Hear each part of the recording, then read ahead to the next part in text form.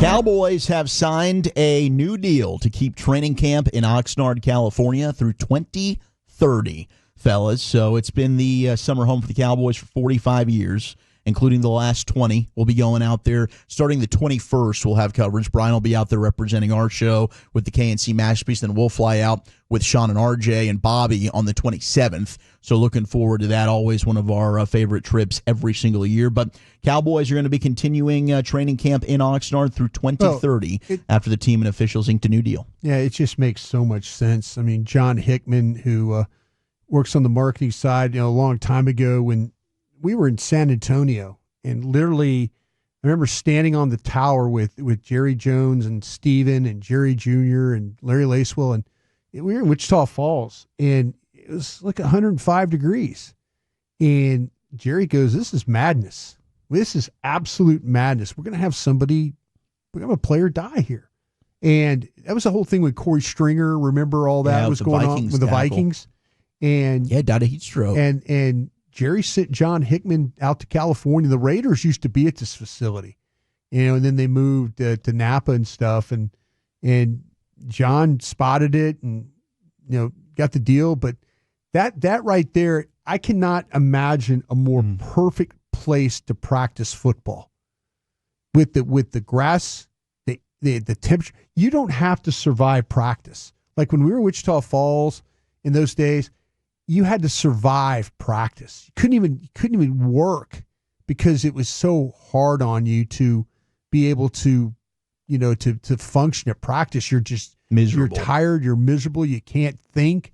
It's not conducive to good football. And you guys have been out there several years now. I just can't imagine a better place to practice football where, like, you're right there, the fields, the locker room, your room. I mean, you're walking. All in that same area. All that same area. There's nothing you have to do, but just to go out and practice football at that place. And it's a beautiful setup. I do wonder, like, the pushback that some have, like, when you're practicing out in the heat, like, your team's tougher. You're getting yourself ready and more prepared for early season hot football. We killed our team. Team. Just wear them. Well, yeah, the Philadelphia. Remember the Philadelphia game where it was the pickle juice game. Like, we practiced, like Dave practiced the team like we were the 92, 93 Cowboys. We weren't that good. We weren't that mentally tough. We weren't. There were so many things about if you have a team that's mentally tough that can handle that kind of things, then by all means find a way to get a little heat in the game. Mm-hmm. But, man, if you do it every single day, it does wear on your team.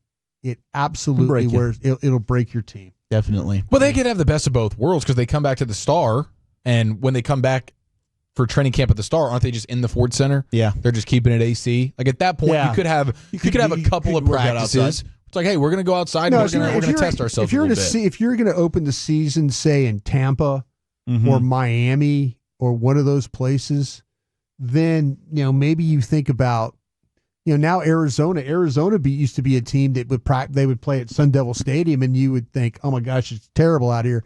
Well, now they're indoors. Sure. So there's so many indoor places that you play in during the season. That's true. But if you're going to open the season, we saw that with Miami and played Buffalo. Wasn't that an early season game where? Yeah, Buffalo's coming to Miami and they're just out of gas, and they just get they just get completely destroyed. Yeah. Here was Dak talking about his health. We gave this update earlier on the show, but you can hear it from him. He had his annual pro camp in North Texas. I believe this was in Southlake earlier, and this is what Dak had to say about his health prior to camp. I'm healthy. I'll be full go for camp. I'm healthy. Yeah, look, I think soon here I'll probably get an official sign off from Doc.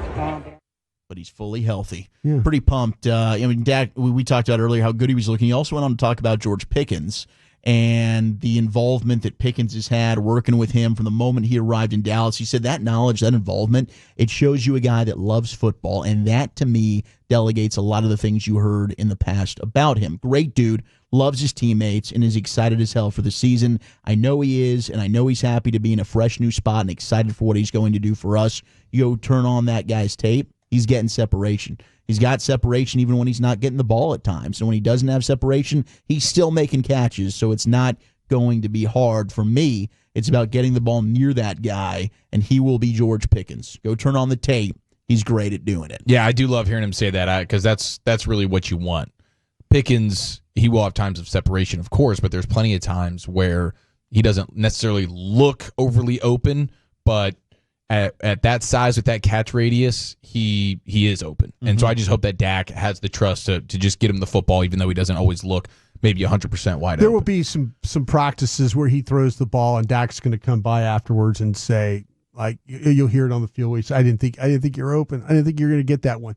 His ability to go get the football, even when covered, there'll be some secondary guys that will have really good coverage, and the ball will be right there, and he'll find a way to go get it. He's just that type of acrobat in the air, man. He really is. His ability to high point the football, incredible. Now, we chatted a little bit on Love of the Star about this, and I encourage you to go and listen to Brian and I's new episode up now on Odyssey and on 1053thefan.com. But Tyron Smith, who talked with our buddy Nick Harris, also Joseph Hoyt of the Dallas Morning News, he's now got himself his Big and Beautiful, which is a summit for offensive linemen in Las Vegas. So it's kind of similar to Tight End U that George Kittle's tried to do.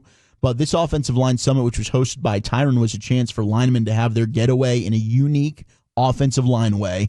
They worked on UFC grappling techniques with fighters. They even attended UFC 317, which was the card we watched with Zero at my place a couple weeks ago, Eric. They worked on their blocking technique. They shared tips, tricks of how they've learned from different other coaches, players. So Tyron trying to impart wisdom now on some of the others. Tyler Guyton, a member in attendance. You also had Penei Sewell of the Lions, former Cowboys center Tyler Biadasz now in Washington. Tyler Smith was also there with Tyler Guyton. So pretty awesome. I mean, Tyron had good things to say about Tyler Guyton, and he said, he really thinks that physically he's got everything. He needs to work on technique. I was trying to teach him my mindset and what I'm looking at and how I'm striking and how to get that confidence when you strike. You need to know that you can punch through anybody and you can punch anything they throw at you. The main point is knowing your spots, knowing where to hit, and having confidence in it. So it really is. I mean, for Guyton, and we've talked about this, he was so young, he's so raw, super talented type of player, but just hadn't played a lot. He started 1 year at OU. So I love anything that we're hearing about Guyton putting in the work and getting himself some reps here with Tyron Smith and Tyler, also a fellow teammate there. They're going to be working together on the left side. I think that's also something of note. Those two guys getting a feel for one another. Yeah, I love that Tyron Smith is embracing the role of just trying to take this dude under his wing a little bit, even though he's not playing anymore. He's not here, and he's talking about how he wants Guyton to go and be better than him. This is encouraging. It's fair to have some hope and some optimism that Guyton's going to step in year 2 and be a much better version of himself. Very optimistic in that regard.